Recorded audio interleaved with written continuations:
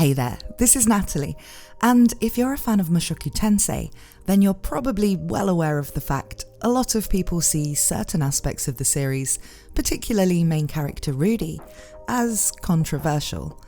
But what most anime-only fans, and even some novel readers, don't know is that there was once a chapter released as part of Mushoku Tensei's canon that was so controversial, the web novel site it was posted on required the author, Rifujin Magonote, to delete it. Now, while the chapter was deleted, it's not that hard to find an English translation of it. So, having read it, in this video I'll be talking about what happens in the chapter, the story around why it was deleted, and what the author has said about it since. There are quite a lot of misconceptions around why he deleted it, and I'll be talking about what he's gone on record as saying about the chapter's intention and its place in the story. Of course, that does mean I'll be talking about the scenario in the chapter that a lot of people did find to be over the line. So while there won't be any graphic descriptions of anything you may find shocking, there actually aren't any graphic scenes of anything in the chapter itself either. It does include a situation involving a relationship that just about anyone, including most of the characters in the story in fact, would find highly objectionable. So tread with caution if you don't want to hear about that sort of thing. This chapter comes from the Redundancy side stories, which take place during a period that fits towards the end of the main Mushoku Tensei story. And while each of the chapters in Redundancy are self-contained stories, so I won't have to spoil any major plot points from Mushoku Tensei to tell you about it, it does take place when characters anime-onlys will only have seen as kids, like Rudeus and his sisters, are all grown up. And I will have to spoil some things, like who some major characters end up married to, what kind of relationships some characters end up having, and some children who are born later on. So also tread carefully if you're an anime only, especially if you haven't already been spoiled on stuff like who Rudeus might end up with. Remember too that due to this being late game content, the people reading it when it first came out were people who were already fans of Mushoku Tensei and had read the entire thing. So if it got a shocked reception from a lot of them, then you can understand that the scenario in the story is a bit beyond some of the controversial stuff earlier on in the series. But with all of those spoiler and content warnings out of the way, I won't keep you waiting any longer. Here is a summary of the main things that happen in the chapter. So the chapter mainly concerns Aisha, who is one of Rudeus's two sisters, who we saw born in season 1. She's the daughter of Lilia, who became Paul's second wife. As the result of things I don't really need to spoil, Lilia, Aisha and Rudeus's other sister Norn all ended up living in or near Rudeus's house, with Lilia and initially also Aisha working for Rudeus as maids. Rudeus lives in a mansion that he got for a cheap price because it was thought to be haunted, with his wives, Sylphie, Roxy and Eris, and their 6 children. That's 2 with each wife, 4 girls and 2 boys. Though when she first moves in as a child, Aisha works as a maid, she later starts doing a different sort of work for Rudeus, running a company he sets up. Aisha is extremely smart and good at practical things, and Rudeus relies on her a lot. At the time of this story, Aisha is in her 20s. She is unmarried and is quite sad about this, especially as her sister Norn recently got married and has had a child. As an aside, Norn's wedding is another one of the Redundancy chapters. I don't really need to spoil who she's married to, but it is a character we know, and I will probably make a video about that and some of the other Redundancy chapters soon, so let me know if you're interested in that. Now, it is important to talk about Aisha's upbringing under Lilia here, because this is really important to why the situation in this chapter happens, and why, if you can get past the grossness of it, it does actually make sense in terms of Aisha, and why the author saw this being a fitting ending to the story we know about her. Ever since Rudeus intervened when Lilia was revealed to be pregnant by Paul, Lilia believed that she and Aisha owed their lives to Rudeus, and that Aisha should dedicate her life to serving him. Rudeus doesn't feel that way at all. He sees Aisha just the same as his other sister, Norn, and doesn't see Lilia as inferior to his mother, Zenith, in terms of being part of the family either. But that doesn't change the way Lilia sees things, or how she influences Aisha. Lilia brought Aisha up with her own sense of inferiority as the second wife, really seeing herself more as being Paul's mistress than a real wife, and therefore seeing Aisha as illegitimate and inferior to her sister. This wasn't helped by the influence of Zenith's family during Aisha and Norn's childhood. As nobles belonging to the Milis religion, which strictly adheres to monogamy, they refused to accept Lilia and Aisha as legitimate members of Paul's family, and this only exacerbated how Lilia already felt about matters and the effect that had on Aisha. But Aisha actually was better than Norn at almost everything. Norn was a normal kid, but Aisha was a child genius, and to a family that already had Rudeus, this meant Norn had her own insecurities. As children, Norn would be berated by Zenith's family for being beaten in everything by the mistress's daughter, and the sisters naturally didn't always get along. For Aisha, who was constantly being told she was inferior and should dedicate her life to serving the person who had made it so that she and her mother were permitted to live and be part of the family, the only self-esteem she could really have was based on the fact she was smarter and more talented than Norn, and beat her at everything. But then, Norn beat her at being the first to find a husband who loved her and have children. This weighed heavily on Aisha, though she never told anyone. Another aspect of the way Lilia raised Aisha was that she instilled in her this really twisted idea that she should want to marry Rudeus, or at least, serve him as more than a maid. As a very precocious child, she started putting the moves on him even as a kid. But Rudeus, who at that point was past the degeneracy carried over from his past life, just didn't see her that way. She was his sister and a kid, so that's normal. But given this is Rudeus we're talking about, it does show he'd both gotten over some of his weirder, pervy ideas from his life as a shut-in Erogay addict, and that he'd started to see his family in this world as his real family. Aisha never stopped trying, but it became more of a running joke between them than anything, and she never thought it would come to anything. But if she couldn't have Rudeus, the man she was told she was supposed to serve basically from the moment she was born, then she didn't really have any other options for a potential husband that she could see. And this is where we get to the dodgy scenario. Aisha had always been very close to Rudeus's first son, Ars. He was Rudeus's third child and his first with Eris.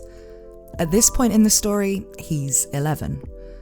Because of their close relationship and how much Ars admires Aisha, and the fact he seems to have inherited the Rudeus Greyrat fascination with large oppai, something Aisha has, just like her mother, Ars decides he must be in love with Aisha, and they begin a relationship. She had also convinced herself the way she thought Ars was special, and being with him made her happy, meant she loved him, and she'd been basically seducing him, claiming it was practice, but it kept happening, and the family figured it out. There is a family meeting about this, and of course Rudeus, Eris and the others are all very much against it. Rudeus particularly, because his morals are still affected by things that happened in our world. So Aisha and Ars run away together and elope. Ars believes he now has to live to protect Aisha, and Aisha, using her connections from the business she's been running, which has branches all over the world, finds a suitable location for them to hide themselves, and they end up living in a cottage in an obscure village. Rudeus and the rest of the family, along with some powerful friends he's made during the course of events in the main story, are naturally searching for them, but Aisha manages to keep them well hidden for a year. That is, until she, gets pregnant. Once Aisha is heavily pregnant, she can't be so careful about hiding, and Rudeus tracks them down. bringing Eris, Ars' mother, as well as Roxy and Sylphie with him to confront them and bring them home. Ars is waiting for them outside the house, and he's determined to prove that he can protect Aisha. But Eris wants to teach him that he's not strong enough to do that yet, that he's too young to be living this way away from his family, and so Eris fights him. At this point, Eris is known as the Mad Sword King, and while Ars has had some training, mostly from Eris, he clearly doesn't stand a chance here. It would be like Eris when we first see her trying to fight Ghislaine. But Ars is resolved to keep fighting. He feels like he has to, for Aisha. After taking a lot of injuries, Roxy asks him if he was willing to die. She asks him what would happen to Aisha and the baby if he did, and said that Rudeus would never have let something like that happen. Ars hears a story of a time when Rudeus was badly defeated and begged for the lives of his family, which I won't spoil because it's part of the main Mushoku Tensei plot, but which gives Ars a lot to think about. Once Ars is fully beaten, Eris, Sylphie and Roxy stay with him, and Rudeus goes into the house to talk to Aisha, who's in bed, heavily pregnant. A lot of things are said, and it's an interesting heart-to-heart between these characters, in which Rudeus actually admits to being from another world, and even tells Aisha all about his past life, with Aisha saying she'd already figured out that he was reincarnated. But still, ultimately, Aisha had already realised she'd made a huge mistake, and that she can't be happy like this. She expects Rudeus to kill her, and when he tells her he'd never do something like that, she demands to be punished severely, and keeps begging that her child and Ars are allowed to live. Rudeus is somewhat horrified that she'd even think of things like that. Aisha and Ars end up returning home, for the family to decide together what will happen next, but Lilia kind of confirms why Aisha might have thought the family wanted her to die, appearing with a knife, apologising profusely to Rudeus for her low-born daughter seducing his precious son, and saying she wished Aisha had never been born. Rudeus sets her straight. The decision, which Aisha agrees to, though she still seems to think she deserves a harsher punishment, is that once Aisha's baby is born, Aisha will be sent away to Azura to attend the university there, only to return when Ars is of age. Rudeus and his wives will help to raise the baby, but Ars will have to do a lot of the work and learn how to be a father. 4 years pass, and Aisha has graduated and is now working for the Queen of Azura. Eris passes on the Longsword of Light, a saint-level sword technique, to Ars, and deems that he is now an adult. He would be about 16 now, and people in this world come of age at 15. He immediately goes off to the Azura Kingdom to bring Aisha back, and they end up living together with their son Leroy in a home close to Rudeus's, keeping a close relationship with the family.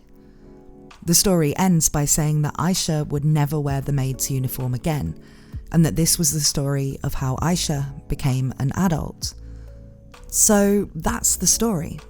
It was written and deleted in 2016 as part of the Redundancy part of the Mushoku Tensei web novel. The author does plan for there to be an officially published version of what are currently the Redundancy chapters in some form or other for the light novel series, once the light novel versions of the main story are all out. And at the time when this chapter was deleted, he did talk about both the chapter as it is in the web novel and his plans for a reworked version of the Aisha story. His statement in response to feedback on the chapter in February 2016 was this: "The previous Aisha story was a story that I had many reflections on. While reading the opinions of everyone and reflecting on them and examining what was wrong, I made small corrections. But even if I make small corrections, I will not convince people. In addition, some people pointed out that the Redundancy arc corresponds to the post-daily story of Mushoku Tensei. That is, Rudeus lived happily after that. So they were convinced that I shouldn't have brought a big and stressful story there. So now, what shall I do? While I was continuing with minor corrections, making major revisions, or deleting and rewriting from scratch, I don't think it's a good idea to delete what I've written. When I was worried about it, I received a notification from the management that the description in a chapter of Redundancy conflicts with the terms of use of Soyetsu. That's the website where he was posting the web novel. So I decided to delete the Aisha chapter. It feels like an excuse to say that I got notice from the management, but as I mentioned above, the biggest reason is that even if I make a lot of small changes, it doesn't get dramatically better, and there are still a lot of issues and points to reflect on, so it's not something I can write right away. So I've decided to delete it at this time and rewrite it again in a few months or years. Now, later, even though this chapter has been deleted ever since then, he did reference the relationship between Aisha and Ars in other side stories, which remain unchanged.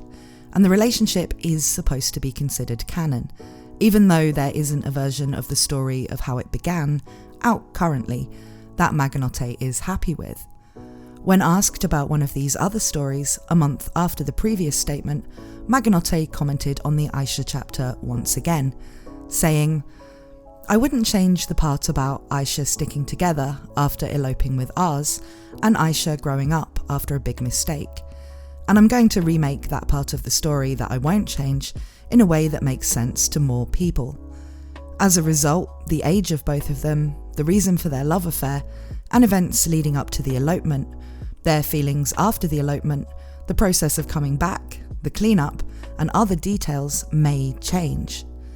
Of course, I don't expect everyone to agree with that. It might not change the opinions of the people criticising this time. In fact, depending on the content, some will say that the deleted one was better. So, in order to be prepared and ready for such criticism, I'm going to delete it and remake it under a different title. Anyway, if I'm prepared and feel that I've written something I'm satisfied with, then I'll be fine with it, even if some people don't accept it, don't give me any feedback, or even don't read it. My stance is, I'm not a critic or defender. I'll put it in a form that satisfies me the most first. Once I've satisfied that, I'll do my best to satisfy the people who read it. If that's not possible, then I'll just accept it as a matter of course. In 2017, when he finished writing Redundancy, he commented once again, saying that he still planned to write the Aisha and Ars story separately, but wasn't ready to do it yet. The latest update on this story was in 2021, when he was asked on Twitter if he still planned to write it, and he said yes. The reason it's important to know that the author does stand by the Ars and Aisha relationship as canon is that there is a misconception among a lot of people that the chapter was deleted because of feedback from fans who were shocked or offended by it. In fact, it was a combination of him not being happy with the chapter himself as part of the Redundancy project, and the site hosting his web novel saying that the chapter was against their terms of use. He does still treat the relationship as canon, though as he said in the second statement, some things may be changed in how it begins in the final version. So that's the story and where things currently stand with it. Personally, I can see why he wanted this story to be included, bearing in mind that, as I said at the beginning, the way this chapter is written doesn't include any descriptions of anything sexual, and it's clearly written for the family drama that the situation creates and the way it affects the characters, rather than as a lewd scenario to pander to a particular audience. It's a family dealing with a messed up situation in the best way they can, and it really shows how much Lilia's approach to raising Aisha messed her up in terms of how she thinks. It's also an important chapter because the situation makes Rudeus think about the way his past life affects how he judges things in this one, even though at this point he's been in the new world about as long as he was in the old one for, give or take a few years. And for the first time, he really opens up to someone about what kind of person he was before. I do agree with the point in Magonote's first statement that this story doesn't necessarily match the tone he intended with the Redundancy chapters, where it's a much more stressful situation than most of the other stories, which are usually either happy stories about who different characters end up marrying and stuff like that, or just slice of life misadventures involving Rudy's family and friends. so I can see why he may want to rewrite it as its own separate thing or as part of a different series of side stories. I can also definitely see why he mentions perhaps changing some of the elements in the story, including possibly ages. I think the thing people were naturally most shocked by were the ages of the characters, where, while there's also the fact they're related, a relationship between aunt and nephew on its own wouldn't be that unusual a thing for a fantasy setting of this type. I mean, they're related in the same way as Jon Snow and Daenerys Targaryen, and even in this story, Aerys and Rudeus are second cousins.